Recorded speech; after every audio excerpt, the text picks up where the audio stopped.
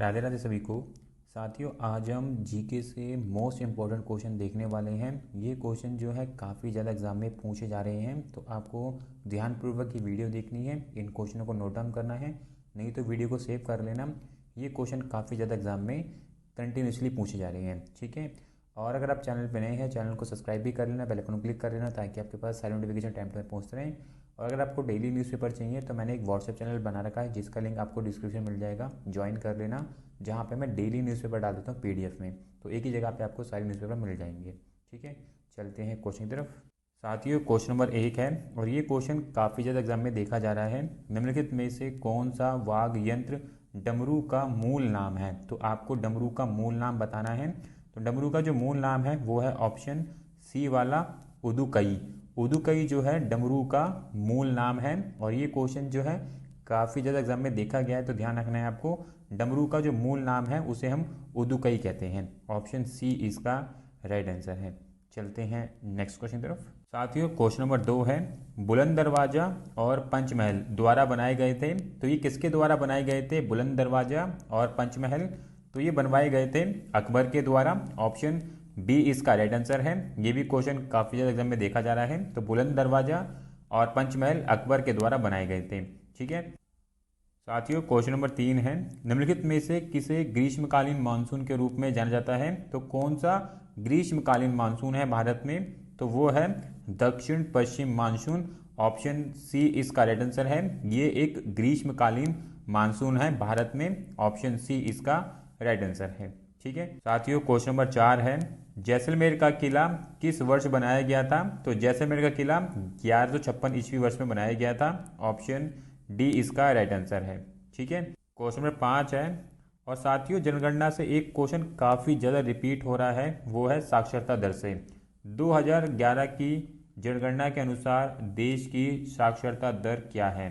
तो 2011 की जनगणना के अनुसार हमारे देश की, भारत की जो साक्षरता दर है 74.04% है। ऑप्शन बी इसका राइट आंसर है। तो ध्यान रखना है, जनगणना से साक्षरता दर के बारे में ये क्वेश्चन काफ़ी ज़्यादा रिपीट हो रहा है, तो आपको ध्यान रखना है 74.04% जो है भारत की साक्षरता दर है 2011 की जनगणना के अनुसार, ठीक है। क्वेश्चन नंबर 6 है, इंपॉर्टेंट क्वेश्चन है, मार्क कर लेना इसको। भारतीय वित्तीय प्रणाली संहिता में कितने अंक होते हैं? तो भारतीय वित्तीय प्रणाली संहिता में टोटल 11 अंक होते हैं। ऑप्शन ए इसका राइट आंसर है। और आपने भारतीय वित्तीय प्रणाली के बारे में सुना भी होगा, आईएफएससी कोड आपने सुने होंगे।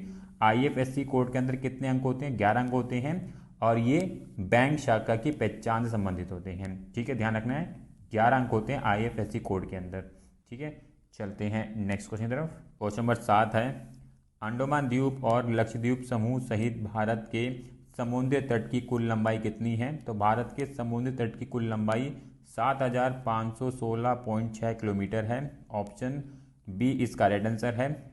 अंडमान द्वीप और लक्षद्वीप समूह सहित भारत के पूरे समुद्री तट की लंबाई जो है 7516.6 किलोमीटर है, ठीक है। इंपॉर्टेंट है, ध्यान रखना, ऑप्शन बी इसका राइट आंसर है। क्वेश्चन नंबर 8 है, निम्नलिखित में से सबसे छोटी नदी कौन सी है? तो सबसे छोटी नदी कावेरी नदी है। ऑप्शन डी इसका राइट आंसर है, ठीक है। ध्यान रखना है, सबसे छोटी नदी जो है कावेरी नदी है। चलते हैं नेक्स्ट क्वेश्चन की तरफ। क्वेश्चन नंबर 9 है, निम्नलिखित में से कौन सी सेवा बुनियादी सेवा नहीं है? तो बुनियादी सेवा, पर्यटन कोई बुनियादी सेवा नहीं है। ऑप्शन बी इसका राइट आंसर है। ध्यान रखना है, पर्यटन कोई भी बुनियादी सेवा नहीं है। बाकी एक बुनियादी सेवाएं हैं, जैसे कि अस्पताल होना बहुत जरूरी है, प्रतिरक्षा, बैंकिंग, ये बहुत ही बुनियादी सेवाएं हैं, पर पर्यटन कोई बुनियादी सेवा नहीं है। चलते हैं नेक्स्ट क्वेश्चन की तरफ। क्वेश्चन नंबर 10 है, इंपॉर्टेंट क्वेश्चन है, आर्ट एंड कल्चर से ये क्वेश्चन काफ़ी ज़्यादा में देखा जा रहा है। निशा गांधी नृत्य उत्सव निम्नलिखित में से किस राज्य में आयोजित किया जाता है? तो निशा गांधी नृत्य जो है केरल राज्य में आयोजित किया जाता है। ऑप्शन बी इसका राइट आंसर है। और ये क्वेश्चन जो है काफ़ी ज़्यादा एग्जाम में देखा जा रहा है, तो ध्यान रखना है, निशा गांधी नृत्य उत्सव जो है केरल राज्य में आयोजित किया जाता है। इंपॉर्टेंट है, ध्यान रखना है आपको। चलते हैं नेक्स्ट क्वेश्चन की तरफ। क्वेश्चन नंबर 11 है, निम्नलिखित में से कौन सा एक गैर संवैधानिक निकाय है? तो गैर संवैधानिक निकाय नीति आयोग है। ऑप्शन सी इसका राइट आंसर है, ठीक है। क्वेश्चन नंबर 12 है, और इम्पोर्टेंट क्वेश्चन है। यहाँ पे जो ये पुरु लिखा गया है, यहाँ पे ये बात की जा रही है पौरस की। इनका जो दूसरा नाम है वो पौरस पूरा नाम है। तो पुरु का राज्य कौन से दो नदियों के बीच स्थित था? तो पौरस का राज्य जो है झेलम और चेनाब नदी के बीच स्थित था। ऑप्शन सी इसका राइट आंसर है। ये क्वेश्चन भी देखा जा रहा है हिस्ट्री से काफ़ी ज़्यादा, तो ध्यान रखना है आपको। ठीक है, क्वेश्चन नंबर 13 है, पुडुचेरी को किस संवैधानिक संशोधन द्वारा केंद्र शासित प्रदेश बनाया गया था? तो पुडुचेरी को 14वीं संवैधानिक संशोधन द्वारा केंद्र शासित प्रदेश बनाया गया था। ऑप्शन सी इसका राइट आंसर है। इंपॉर्टेंट है, ध्यान रखना है आपको ये भी। ठीक है, चलते हैं नेक्स्ट क्वेश्चन की तरफ। क्वेश्चन नंबर 14 है, इंपॉर्टेंट क्वेश्चन है, मार्क कर लेना इसको। निम्नलिखित में से यह कथन किसने दिया था? तुम मुझे खून दो और मैं तुम्हें आज़ादी दूंगा। तो ये कथन किसने बोला था? तो ये कथन बोला था नेताजी सुभाष चंद्र बोस ने।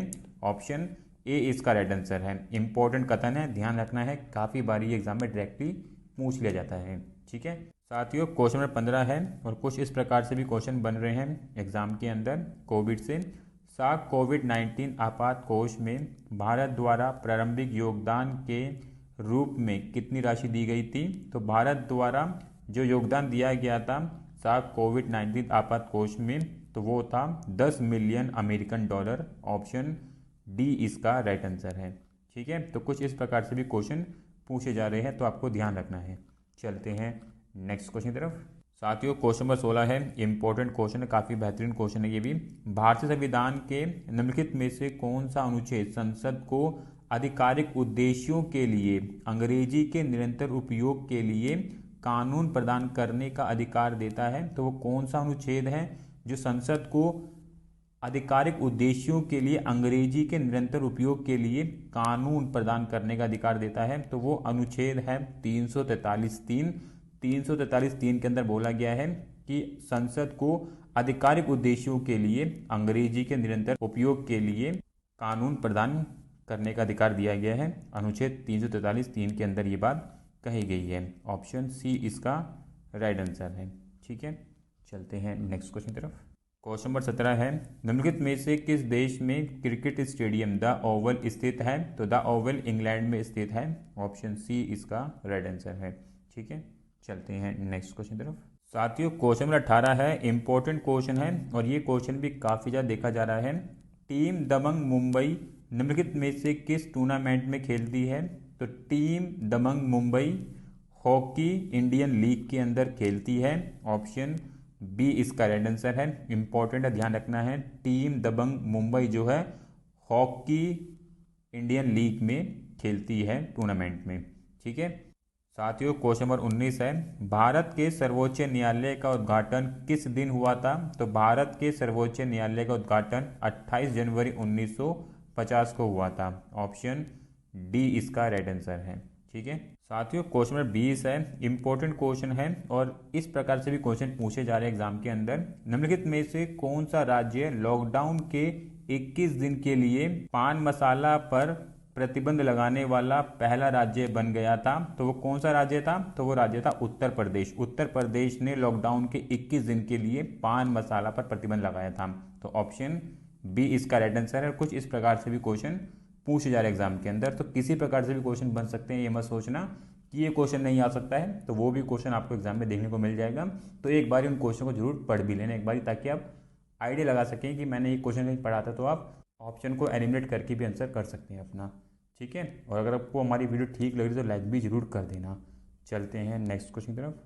क्वेश्चन नंबर 21 है, नारी शक्ति पुरस्कार किस दिन राष्ट्रपति द्वारा प्रदान किया जाता है? तो राष्ट्रपति द्वारा नारी शक्ति पुरस्कार 8 मार्च को प्रदान किया जाता है। ऑप्शन डी इसका राइट आंसर है। ठीक है, क्वेश्चन नंबर 22 है, निम्नलिखित में से किस दिन को विश्व चागास रोग दिवस के रूप में मनाया जाता है? तो चागास रोग दिवस के रूप में विश्व भर में 14 अप्रैल को मनाया जाता है। ऑप्शन डी इसका राइट आंसर है। ठीक है, क्वेश्चन नंबर 23 है, आ सुटेबल बॉय पुस्तक के लेखक कौन है? तो आ सुटेबल बॉय पुस्तक के लेखक विक्रम सेठ हैं। ऑप्शन डी इसका राइट आंसर है। ठीक है, चलते हैं नेक्स्ट क्वेश्चन की तरफ। क्वेश्चन नंबर 24 है, बाजरा किस मृदा में सबसे अच्छा उगता है? तो बाजरा काली मृदा में सबसे अच्छा उगता है। ऑप्शन बी इसका राइट आंसर है। इंपॉर्टेंट है, ध्यान रखना है, बाजरा जो है काली मृदा में सबसे अच्छा उगता है। ठीक है, चलते हैं नेक्स्ट क्वेश्चन की तरफ। क्वेश्चन नंबर 25 है, कौन सी नहर पूरब में अटलांटिक महासागर को पश्चिम में प्रशांत महासागर को जोड़ती है? तो वो नहर है पनामा नहर। पनामा नहर जो है पूरब में अटलांटिक महासागर को और पश्चिम में प्रशांत महासागर को जोड़ती है। ऑप्शन सी इसका राइट आंसर है। ठीक है। क्वेश्चन नंबर 26 है, 1577 में डैश ने स्वर्ण मंदिर का निर्माण किया। तो ये निर्माण गुरु रामदास जी द्वारा किया गया था स्वर्ण मंदिर का। ऑप्शन डी इसका राइट आंसर है। इंपॉर्टेंट है, ध्यान रखना है। 1577 में गुरु रामदास जी द्वारा स्वर्ण मंदिर का निर्माण किया गया था। ठीक है, ध्यान रखना है आपको। चलते हैं नेक्स्ट क्वेश्चन की तरफ। साथियों क्वेश्चन नंबर 27 है, इंपॉर्टेंट क्वेश्चन है, मार्क कर लेना। इकोनॉमी से ये वाला क्वेश्चन काफ़ी ज़्यादा देखा गया एग्जाम के अंदर। कर राजस्व सरकारी बजट के किस घटक के अंतर्गत आता है। तो कर राजस्व जो है सरकारी बजट के राजस्व प्राप्तियां घटक के अंतर्गत आता है। ऑप्शन ए इसका राइट आंसर है। इंपॉर्टेंट है, ध्यान रखना है आपको ये। ठीक है, चलते हैं नेक्स्ट क्वेश्चन की तरफ। साथियों क्वेश्चन नंबर 28 है और यहाँ पे आपको बताना है, भारतीय नृत्य शैली में नृत्य और गायन दोनों की प्रतिभा की आवश्यकता होती है। तो ऐसी कौन सी नृत्य शैली है जहाँ पर नृत्य और गायन दोनों की प्रतिभा की आवश्यकता होती है। तो वो है कुचिपुड़ी। कुचिपुड़ी नृत्य शैली के अंदर आपको नृत्य और गायन दोनों की प्रतिभा की आवश्यकता होती है। ऑप्शन ए इसका राइट आंसर है। और कुचिपुड़ी जो है आंध्र प्रदेश का एक नृत्य शैली है। इंपॉर्टेंट है, ध्यान रखना है। आंध्र प्रदेश की ये नृत्य शैली है। ठीक है, चलते हैं नेक्स्ट क्वेश्चन की तरफ। क्वेश्चन नंबर 29 है, इंपॉर्टेंट क्वेश्चन है और ये क्वेश्चन भी काफ़ी ज़्यादा एग्जाम में देखा जा रहा है। सीरम इंस्टीट्यूट ऑफ इंडिया का संस्थापक कौन है। तो सीरम इंस्टीट्यूट ऑफ इंडिया का संस्थापक डॉक्टर साइरस पूनावाला है। ऑप्शन सी इसका राइट आंसर है। ठीक है, चलते हैं नेक्स्ट क्वेश्चन की तरफ।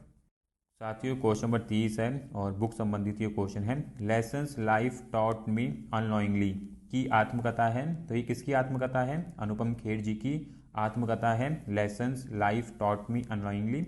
ऑप्शन ए इसका राइट आंसर है। ठीक है, चलते हैं नेक्स्ट क्वेश्चन की तरफ। साथियों क्वेश्चन नंबर 31 है, वेरी वेरी इंपॉर्टेंट क्वेश्चन है, मार्क कर लेना इसको। किस देश में आधिकारिक राष्ट्रीय खेल नहीं है। तो भारत में आधिकारिक राष्ट्रीय खेल कोई भी नहीं है, ध्यान रखना है। ऑप्शन सी इसका राइट आंसर है। भारत में कोई भी आधिकारिक राष्ट्रीय खेल नहीं है। काफ़ी इंपॉर्टेंट है, ध्यान रखना आपको ये। ठीक है साथियों, तो यहाँ पे हमने मोस्ट इंपॉर्टेंट जीएस के जीके क्वेश्चन देखे हैं जो काफ़ी ज़्यादा एग्जाम में पूछे जा रहे हैं। हमने वही क्वेश्चन लिए हैं 30, 31। तो इनको ध्यानपूर्वक देख लेना, 1 से 2 बार देख लोगे तो आपको ऑलमोस्ट आइडिया पड़ जाएगा। तो यहाँ से कोई भी क्वेश्चन बनता है तो आप आसानी से कर पाएंगे। तो ऐसे क्वेश्चनों के लिए आप चैनल को सब्सक्राइब जरूर कर लेना, बेल आइकन क्लिक कर लेना ताकि आपके पास सारे नोटिफिकेशन टाइम पे पहुँचते रहें। और अगर आपको डेली न्यूज़पेपर चाहिए तो मैंने एक व्हाट्सएप चैनल बना रखा है जिसका लिंक आपको डिस्क्रिप्शन में मिल जाएगा, ज्वाइन कर लेना। जहाँ पर मैं डेली न्यूज़पेपर डाल देता हूँ PDF में, तो एक ही जगह पर आपको सारे के सारे न्यूज़पेपर मिल जाएंगे। ठीक है, मिलेंगे नेक्स्ट वीडियो में। राधे राधे।